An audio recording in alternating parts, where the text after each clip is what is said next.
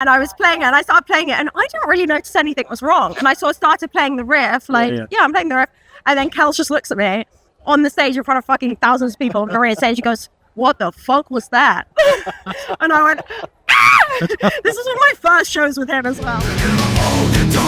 Hi guys, Jonathan Graham here for Thinking About Guitar. We are here with the one and only Sophie Lloyd. How are you doing today? Thank you. I'm good, thank you. Thank you so much for having me. I would imagine you're fantastic after playing that set. Now, on a download stage, how did that feel? Oh my God, it was absolutely incredible. Like, I've been going to download since I was like a kid, so it's always just been a bucket list festival of mine. Yeah. And I don't know, we were out on early as well. We were on at 12:05. Sure. And for people to, like, there was a big crowd. Like, people got themselves up out of their hangovers to come and see us. And it honestly just meant so much. Like, my parents were there as well, which was just like meant a lot to me. So it was, just absolutely really like feels like a really full circle moment. Of course. What was your rig for the show today?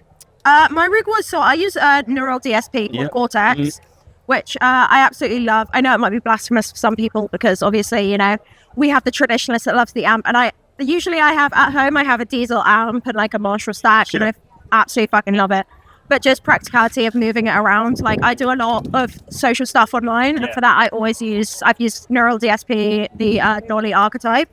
So when they came out with the Quad Cortex that could copy that exact tone onto the pedal, like that's the tone I'm really comfortable with. I feel like sounds good, matches my style, and also we've managed to like MIDI code it. I don't know if that's the official term. Right. So I don't have to like touch my pedal board to go through it. Brilliant. Which is very handy because I'm very fucking clumsy, especially in these monster shoes. There's some big shoes. They are some ginormous shoes. I'm feeling extra small. I know. I feel like I'm like stomping whenever. I'm so sorry. I'm really this height.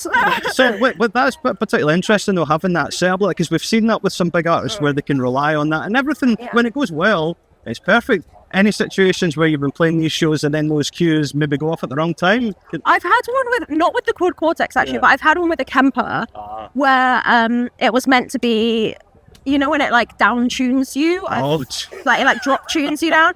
So I performed with MGK and we were doing a song called Sid and Nancy, and that's meant to be dropped. And I was playing it and I started playing it and I didn't really notice anything was wrong. And I sort of started playing the riff, like, I'm playing the riff. And then Kels just looks at me on the stage in front of fucking thousands of people on the stage. He goes, "What the fuck was that?"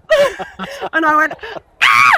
This is one of my first shows with him as well. Oh no. So it does go wrong sometimes, but that's okay. I was like, sorry. Ran into my pedal board, you know, and changed that manually and left me at work. You got the rest of the show to make up for it, I'm sure. Exactly, yeah. Well, now you mentioned that you know, you've been a big fan of Download for years. You've been coming here. What are some of your memories over the years? Some highlights of you just visiting and enjoying the show? Oh well, one of my first downloads was actually when I came as a cage dancer. Oh, wow. I know. Okay. I came with I think it was Circus of Horrors or something like that. It was a long time ago, like 5 or 6 years ago. And we were in the Dogtooth stage on like Thursday and Friday night, and we were dancing there, and it was honestly just the most fun I've ever had. Like it was just such a good group of people. I came and I didn't know anyone. And I was just in my crazy. It was one of those things, you know, like when you break up with someone and then you're like, I'm going crazy. It was like one of those, like, so I'm gonna go and be a cage dancer. I know. Yes, I'm now married though, so you know, we're not doing that anymore.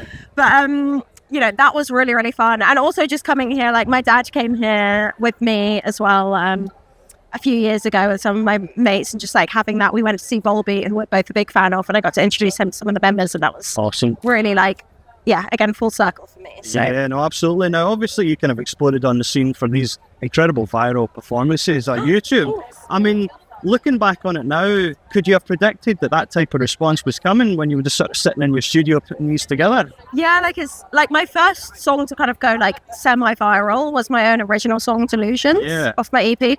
And that was crazy to me because Delusions was originally written as a Christmas present to my mum and dad to be like, oh, I've done some guitar stuff, you know, and I was going to like make them like 1 or 2 t-shirts that they could wear and like, you know, present them with this kind of bundle. And then it kind of just became this like big thing, like people loved it. And it was my first video to kind of reach 1 million views. So that was absolutely insane to me.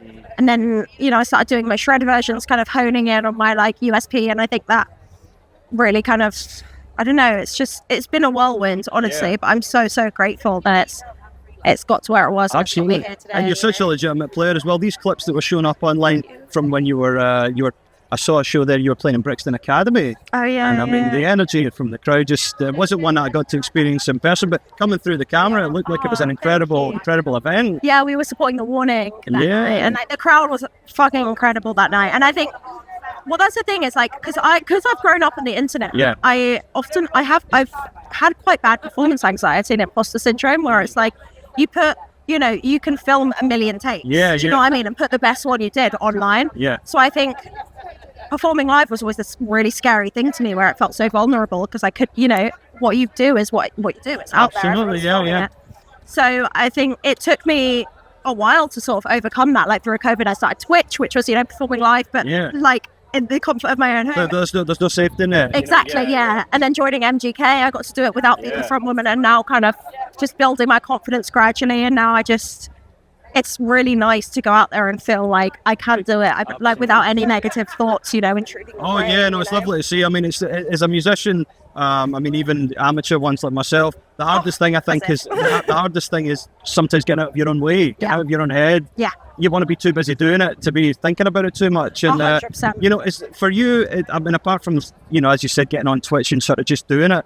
Was there any sort of mental tricks for that of just sort of relaxing and managing tension, basically, while you're playing on stage? I think for me, I always try and ground myself before, so I'll like crouch down and put my hands on the ground and kind of positively self-talk to myself. Yeah. Because that's a big thing for me is negative self-talk. But I'll be playing in my mind to be like, oh, it'll like tease me. I'll be like, oh, don't fuck up here. You're going to fuck up here. Everyone's watching you. If you fuck up here, like 1,000 people are going to say, do you know what I mean? It's like, it's that negative self-talk. So I'll talk to myself really positively there.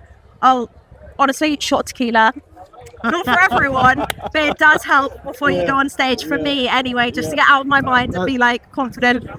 I kind of have a bit of an alter ego as well when I put on my like chains and my leather. I'm like, okay, let's go. That's like, it. You can disassociate a little exactly, bit. Yeah. And it's also just enjoying it, having fun. If you fuck up, if you fall over, it's fine. Like people are there for the live experience. People love seeing that sort of stuff. Like it was recently, I think it was Noel Gallagher listening to the solo with Oasis, and he completely fucked up the solo to like one of the songs. But everyone loved it. Everyone was like cheering because it was such like a funny moment, It was like, oh, we get to witness this cool moment. And I think just if they wanted to hear a perfect version, they'd listen to the record. You've got to embrace those live moments. Embrace the moments you trip over and fall on your face. Make it funny, make it a thing. It's like you're all there together, you're all human. Absolutely. And just recognizing that aspect of like we're all humans, we're all there together, let's just be silly, this is fun, we're meant to enjoy this. Absolutely. No, it's just beautiful to see. It's a shift of mindset. With Machine Gun Kelly, anything in the future? Would you work with him again?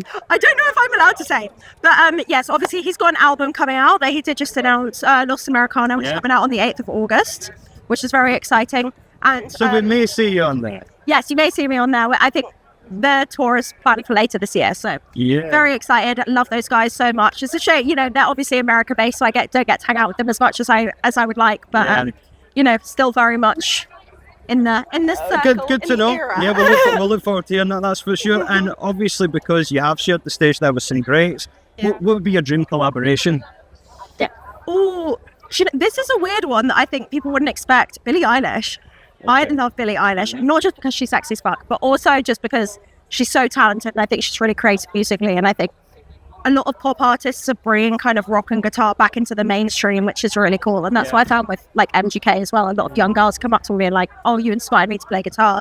Chapel Roan has brought a lot of guitar into like her guitar solos into Pink Pony Club, and like same with Sabrina Carpenter and Olivia Rodrigo. I love guitar, and so I think the more we can bring guitar into popular music, I know it's really blasphemous to say on like a metal guitar forum. I should say like Slash, and obviously I want to collab with Slash more than anything, but like I just want to bring guitar to be accessible to millions of girls around the world. And listen, there's so many different acts here this weekend as well. It's not all just pure metal, so there's as long as we're hearing guitar, I'm all that's happy the with thing. that. I think just let's bring guitar back into like popular media. Let's encourage more people to play. It's such an incredible instrument. Absolutely. Let's fuck off the computers and bring back real instruments into like pop music. For sure. That's what I want to do. And look, I don't want to keep you too long because I know you're going to go and enjoy the rest of the festival. I'm a blabberer as well. So no, it's lovely hearing from you. But what are you looking forward to enjoying now that the work is out the way for you? Now the work is out the way.